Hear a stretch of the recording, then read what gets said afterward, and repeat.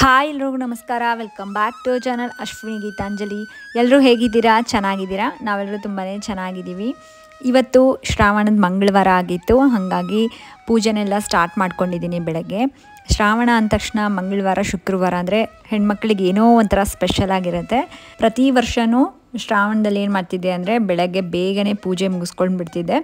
But laddu ಇರೋದ್ರಿಂದ last time ಅಂದರೆ last year ಮತ್ತು ಈ ಎರಡು ಇಯರ್ ಮಿಸ್ ಆಗ್ತಾ ಇದೆ. ಸೊ ಪೂಜೆ ಎಲ್ಲ ಮಾಡ್ಕೋಬೇಕು ಅಂತಂದರೆ ಬೆಳಗ್ಗೆ ಮಿನಿಮಮ್ ಒಂದು 4 ಗಂಟೆ 4:15 ಎದ್ದೇಳಬೇಕಲ್ಲ.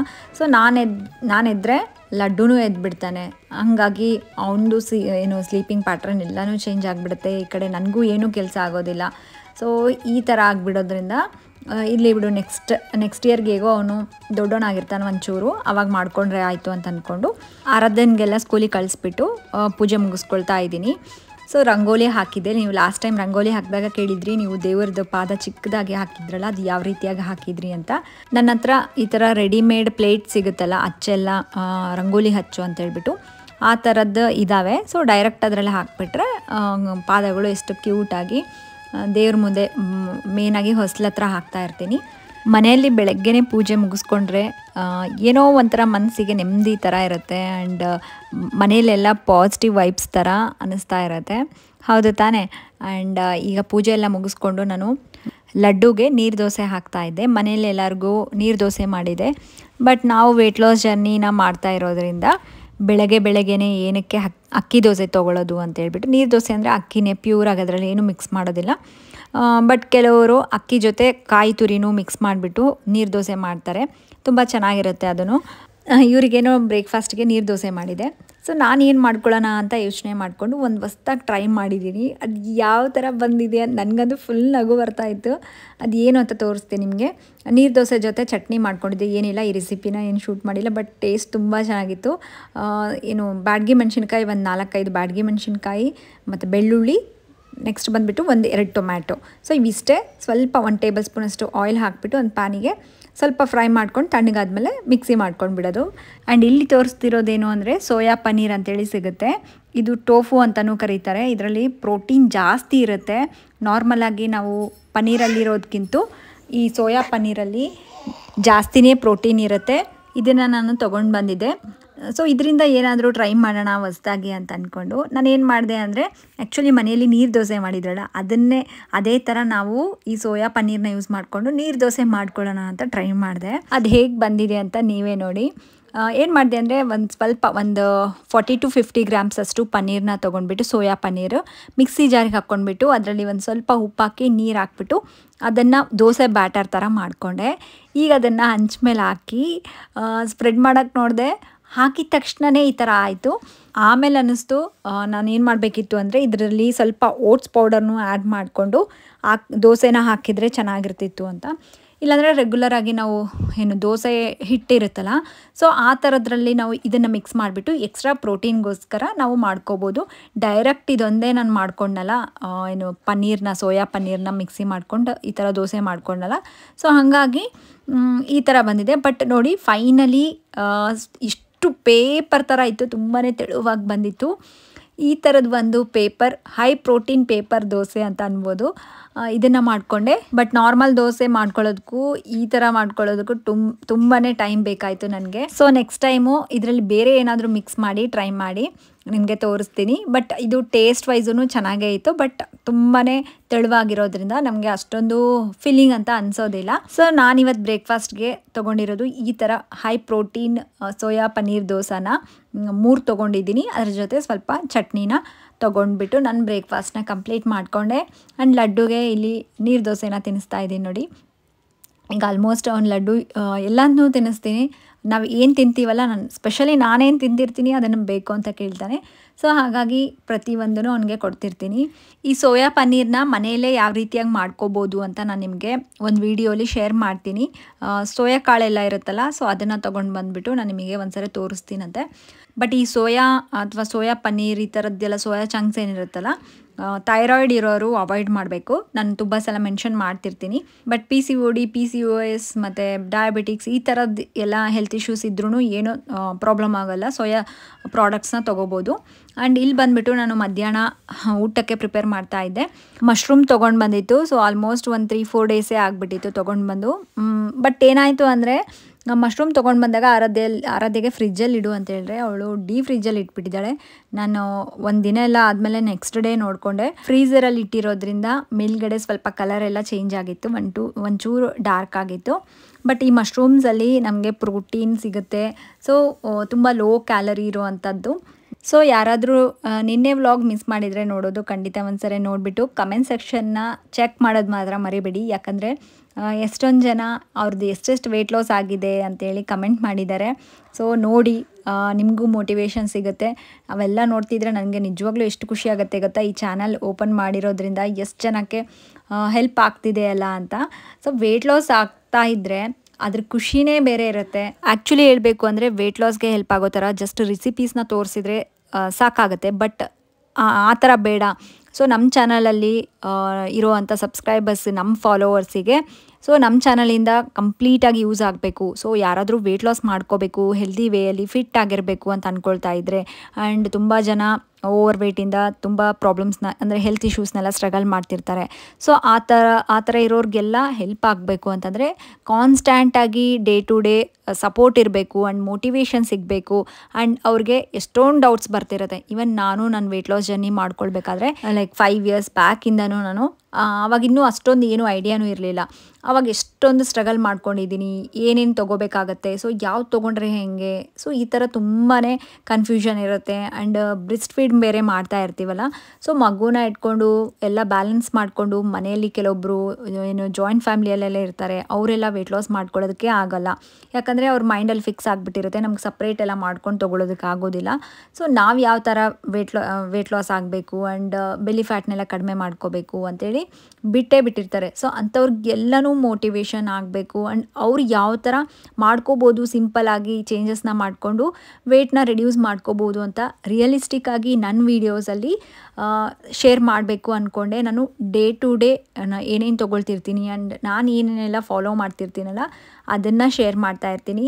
ಸೊ ಇದೇ ಕಂಟಿನ್ಯೂ ಆಗುತ್ತೆ. ಈವನ್ ನಂದು ವೆಯ್ಟ್ ಲಾಸ್ ಟಾರ್ಗೆಟ್ ರೀಚ್ ಆದಮೇಲೂ ಸಹ ನಾನು ಆ ವೆಯ್ಟ್ನ ಯಾವ ರೀತಿಯಾಗಿ ಮೇಂಟೈನ್ ಮಾಡ್ತಿರ್ತೀನಿ. ಆ್ಯಂಡ್ ನಾನು ಫುಲ್ ಕಂಪ್ಲೀಟಾಗಿ ನನಗಿಷ್ಟ ಆಗೋದೆಲ್ಲ ತಿನ್ನೋದು ಬಿಟ್ಬಿಡಬೇಕು ಅಂತ ಇಲ್ಲ. ನಾನು ತುಂಬ ಸಲ ಹೇಳಿದ್ದೀನಿ. ಬಟ್ ವೆಯ್ಟ್ ಲಾಸ್ ಜರ್ನಿನೇ ಬೇರೆ, ವೆಯ್ಟ್ನ ಮೇಂಟೈನ್ ಮಾಡ್ಕೊಳ್ಳೋದೇ ಬೇರೆ ಥರ ಇರುತ್ತೆ. ಸೊ ಹಾಗಾಗಿ ನೀವು ಅದೆಲ್ಲ ತಿಳ್ಕೋಬೇಕು ಅಂತಂದರೆ ನಮ್ಮ ಚಾನಲ್ನ ನೀವು ರೆಗ್ಯುಲರಾಗಿ ಫಾಲೋ ಮಾಡ್ತಾಯಿರಿ. ಜಸ್ಟ್ ನಮ್ಮ ಚಾನಲು ವೆಯ್ಟ್ ಲಾಸ್ ಮಾಡ್ಕೊಳ್ಳೋರ್ಗೆ ಅಷ್ಟೇ ಅಲ್ವಲ್ಲ, ನಾನು ಆರಾಧ್ಯಂದು ಆಗಿರ್ಬೋದು ಆ್ಯಂಡ್ ಲಡ್ಡುದು ಆಗಿರ್ಬೋದು, ಸೊ ಇವ್ರದ್ದೆಲ್ಲ ರಿಲೇಟೆಡ್ ಥಿಂಗ್ಸ್ನ ನಾನು ಶೇರ್ ಮಾಡ್ಕೊಳ್ತಿರ್ತೀನಿ. ನನಗೆ ಎಷ್ಟಾಗುತ್ತೋ ಅಷ್ಟು ಇನ್ಫಾರ್ಮೇಟಿವ್ ಇರುವಂಥ ಕಂಟೆಂಟ್ನ ಕೊಡೋದಕ್ಕೆ ಟ್ರೈ ಮಾಡ್ತೀನಿ. ಈಗಂತೂ ಲಡ್ಡು ಸ್ವಲ್ಪ ಚಿಕ್ಕವನಿರೋದ್ರಿಂದ ನನಗೆ ಬೇರೆ ಬೇರೆ ಥರ ವೀಡಿಯೋಸ್ನ ಮಾಡೋದಕ್ಕೆ ಸ್ವಲ್ಪ ಕಷ್ಟ ಆಗ್ತಾಯಿದೆ. ಬಟ್ ಒಂಚೂರು ಇನ್ನು ಒಂದು 6 ಮಂತ್ಸ್ 1 ಇಯರ್ ಆ ಥರ ಆಯಿತು ಅಂತಂದರೆ ನನಗೂ ಫುಲ್ ಕಂಪ್ಲೀಟಾಗಿ ಫ್ರೀ ಆಗ್ತೀನಿ. ಆವಾಗ ನಾನು ಫುಲ್ ಕಾನ್ಸಂಟ್ರೇಷನಿಂದ ಯಾವ ಥರ ಕಂಟೆಂಟ್ನ ನಿಮಗೆ ಕೊಡಬೇಕು ಆ್ಯಂಡ್ ಯಾವ ಥರ ಎಲ್ಲ ವೀಡಿಯೋಸ್ನ ನಿಮಗೆ ಇಷ್ಟ ಆಗೋ ಥರ ಮಾಡಬೇಕು ಅಂತ ಪ್ರತಿಯೊಂದೂ ಯೋಚನೆ ಮಾಡಿ ಖಂಡಿತ ನಿಮಗೆ ಶೇರ್ ಮಾಡ್ತಿರ್ತೀನಿ. ಸೊ ಹಾಗಿದ್ರೆ ಇನ್ನೂ ಯಾರಾದರೂ ನಮ್ಮ ಚಾನಲ್ನ ಸಬ್ಸ್ಕ್ರೈಬ್ ಮಾಡದೆ ವೀಡಿಯೋಸ್ ನೋಡ್ತಾ ಇದ್ದರೆ ಅಂಥವ್ರು ಪ್ಲೀಸ್ ಸಬ್ಸ್ಕ್ರೈಬ್ ಮಾಡ್ಕೊಳ್ಳಿ.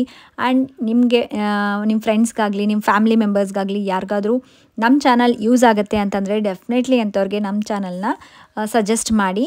ಆ್ಯಂಡ್ ವೀಡಿಯೋಸ್ ಇಷ್ಟ ಆದರೆ ಪ್ಲೀಸ್ ಲೈಕ್ ಮಾಡಿ. ಯಾಕಂದರೆ ಲೈಕ್ ಮಾಡೋದ್ರಿಂದ ಯೂಟ್ಯೂಬು ನಮ್ಮ ಚಾನಲ್ನ ಬೇರೆಯವ್ರಿಗೂ ರೆಕಮೆಂಡ್ ಮಾಡುತ್ತೆ. ಅದೇ ಒಂದು ರೀಸನಿಂದ ನಾನು ಕೇಳೋದು.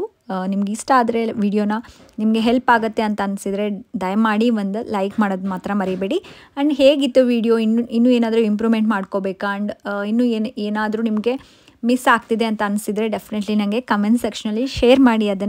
ನಾನು ಅದನ್ನು ಡೆಫಿನೆಟ್ಲಿ ಇನ್ಕ್ಲೂಡ್ ಮಾಡ್ಕೊಳ್ಳೋದಕ್ಕೆ ಟ್ರೈ ಮಾಡ್ತೀನಿ. ಆ್ಯಂಡ್ ಇವತ್ತು ಮಧ್ಯಾಹ್ನ ಬಂದುಬಿಟ್ಟು ಹೇಳಿದ್ನಲ್ಲ ನಾನು ಮಶ್ರೂಮ್ ಮಸಾಲ ಮಾಡ್ಕೊಂಡಿದ್ದೆ. ತುಂಬ ಸಿಂಪಲ್ ವೇಯಲ್ಲಿ ನಾನು ಯಾವ ರೀತಿಯಾಗಿ ಮಾಡ್ಕೊಳ್ತೀನಿ ಅಂತ ತೋರಿಸಿದೆ. ಮೊದಲೇ ನೆನೆಸಿಟ್ಕೊಂಡಿರೋ ಅಂಥ ಗೋಡಂಬಿನ ಒಂದು 6ರಿಂದ 8 ಗೋಡಂಬಿ ತೊಗೊಳ್ಳಿ. ಕ್ವಾಂಟಿಟಿ ಮೇಲೆ ಡಿಪೆಂಡ್ ಇರುತ್ತೆ. ಸೊ ಇದನ್ನು ಮೊದಲೇ ನೆನೆಸ್ಕೊಂಡು ಅದ್ರ ಜೊತೆಗೆ 2 ಟೊಮೆಟೊನ ನಾನು ಕಟ್ ಮಾಡ್ಕೊಂಡು ಹಾಕ್ಕೊಂಡಿದ್ದೀನಿ. ಇದನ್ನು ಪೇಸ್ಟ್ ಮಾಡಿಕೊಂಡು ಸೈಡ್ಗೆ ಇಟ್ಕೊಳ್ಳಿ. ನಿಮ್ಮ ಹತ್ರ ಅಲ್ಲ ಬೆಳ್ಳುಳ್ಳಿ ಅಲ್ಲ ಅಂದರೆ ಹಸಿ ಶುಂಠಿ ಮತ್ತು ಬೆಳ್ಳುಳ್ಳಿದು ಪೇಸ್ಟ್ ಇಲ್ಲ ಅಂದರೆ ಇದ್ರ ಜೊತೆಗೆ ನೀವು ಮಿಕ್ಸಿ ಮಾಡ್ಕೊಳ್ಳೋದ್ರ ಜೊತೆಗೆ ಗೋಡಂಬಿ, ಸ್ವಲ್ಪ ಹಸಿ ಶುಂಠಿ, ನೆಕ್ಸ್ಟ್ ಬೆಳ್ಳುಳ್ಳಿ, ಆಮೇಲೆ ಟೊಮೆಟೊ ಇವೆಲ್ಲನೂ ಹಾಕ್ಬಿಟ್ಟು ಪ್ಯೂರಿ ಮಾಡಿ ಇಟ್ಕೊಳ್ಳಿ. ನೆಕ್ಸ್ಟ್ ಬಂದುಬಿಟ್ಟು ಒಂದು ಪ್ಯಾನಲ್ಲಿ ಸ್ವಲ್ಪ ಆಯಿಲ್ ಹಾಕ್ಕೊಂಡು ಈರುಳ್ಳಿ ಹಾಕ್ಕೊಂಡ್ಬಿಟ್ಟು ಸ್ವಲ್ಪ ಫ್ರೈ ಆದಮೇಲೆ ಈ ಮಸಾಲೆನ ಹಾಕ್ಬಿಟ್ಟು ನೆಕ್ಸ್ಟ್ ಪ್ರೊಸೀಜರ್ ಏನೆಲ್ಲ ನಾನು ತೋರಿಸಿದ್ದೀನಲ್ಲ ಅದನ್ನು ಫಾಲೋ ಮಾಡಿಬಿಡಿ. ತುಂಬ ಸಿಂಪಲ್ ಆ್ಯಂಡ್ ವೆಯ್ಟ್ ಲಾಸ್ಗೆ ತೊಗೊಳ್ಬೋದಾದಂಥ ಲೋ ಕ್ಯಾಲರಿ ಕರಿ ಇದು. ಆ್ಯಂಡ್ ಮಧ್ಯಾಹ್ನ ಊಟ ಎಲ್ಲ ಮುಗಿಸ್ಕೊಂಡಾದಮೇಲೆ ನಾನು ನೆಕ್ಸ್ಟ್ ಈವ್ನಿಂಗು ವರ್ಕೌಟ್ ಮಾಡೋದಕ್ಕೆ ಅಂತ ಹೇಳ್ಬಿಟ್ಟು ಜಿಮ್ಮಿಗೆ ಬಂದಿದ್ದೆ. ಸೊ ಇವತ್ತು ಜಾಸ್ತಿ ಏನು ನಾನು ನಿಮಗೆ ವೀಡಿಯೋನ ಶೂಟ್ ಮಾಡ್ಕೊಳ್ಳೋದಕ್ಕೆ ಆಗಿಲ್ಲ, ಯಾಕಂದರೆ ಸ್ಟಾರ್ಟಿಂಗೆಲ್ಲ ನಾನು ನಿನ್ನೆ ಮೊನ್ನೆ ವೀಡಿಯೋಸ್ನಲ್ಲಿ ತೋರಿಸಿದ್ನಲ್ಲ ಅದೇ ವರ್ಕೌಟ್ಸ್ ಮಾಡಿಸಿದ್ರು ನನಗೆ. ಸೊ ಯಾವಾದರೂ ಡಿಫ್ರೆಂಟ್ ಇರೋವಂಥ ವರ್ಕೌಟ್ಸ್ ಮಾಡಿದರೆ ತೋರಿಸ್ತೀನಿ ಅಂತ ಹೇಳಿದ್ನಲ್ಲ.